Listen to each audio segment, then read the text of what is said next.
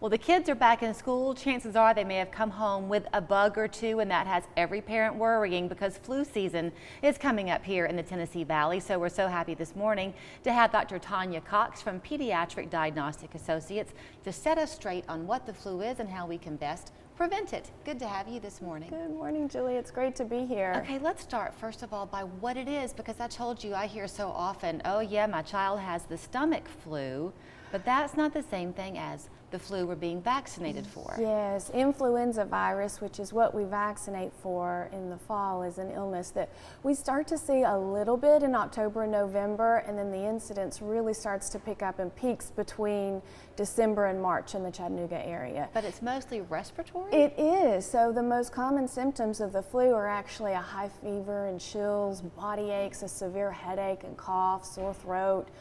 So some people will get some mild GI symptoms with it, but that's not one of the most common symptoms of influenza. And I guess because it does attack that respiratory tract, that's where the real life-threatening dangers can come into play. Absolutely, especially for individuals who have an underlying medical condition like asthma or diabetes or a heart disease. Those individuals are particularly at risk for flu-related complications. There are some changes this year, and as a pediatrician, you're very accustomed to having little ones come in and they're afraid of those shots.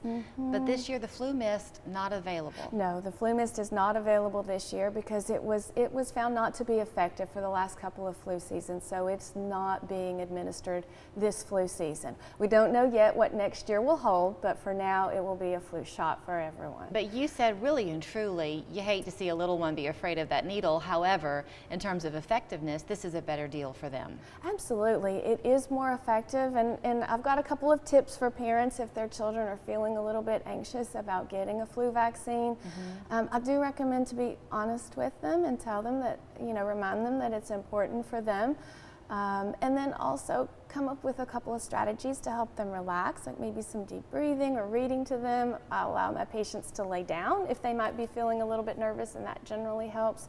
And it's always fun to plan a little fun activity for after they get their flu vaccine. That does always help to get them through.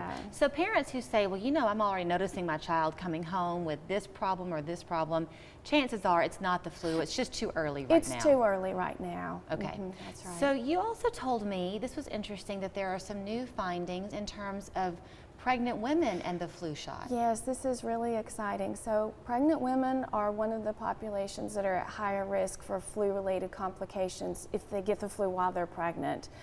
So it is recommended that pregnant women get a flu vaccine, but what's new and what we've found is that protection transmits through the placenta. So those unborn babies are gaining protection against the flu, and they have a significantly decreased risk of getting flu illness, and that protection lasts until they're about 4 months of age. So especially if you're going to have a winter baby when it's at its peak season. Absolutely. What a peace of mind. Mm-hmm.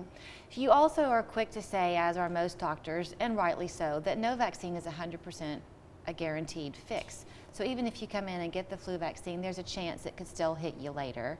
And you don't want to not heed any warning signs because time is critical. That's true, absolutely. So if you exhibit signs of the flu, which most commonly, like we said, are high fever, chills, muscle aches, severe headache and sore throat, a lot of coughing, if you have those symptoms, don't ignore them. Go see your doctor, seek medical care, because if you're identified as having the flu within the first 48 hours of symptoms, there's a medication that you can take that can decrease the severity of your symptoms, the length of time that you're ill, and your contagiousness to those people around you. What is a high fever for a child? Well, that's a good question. Generally with flu, the fever's going to be 102 or higher. Okay, so if they're hovering around 100, don't panic. Right? Because kids tend to run a higher fever by their very nature, don't they? They do. They do. Okay. Now, you also said, and you're not going to push anything on people, but that there's a general community health risk here too, that the stronger we all are, the better we all are. Absolutely.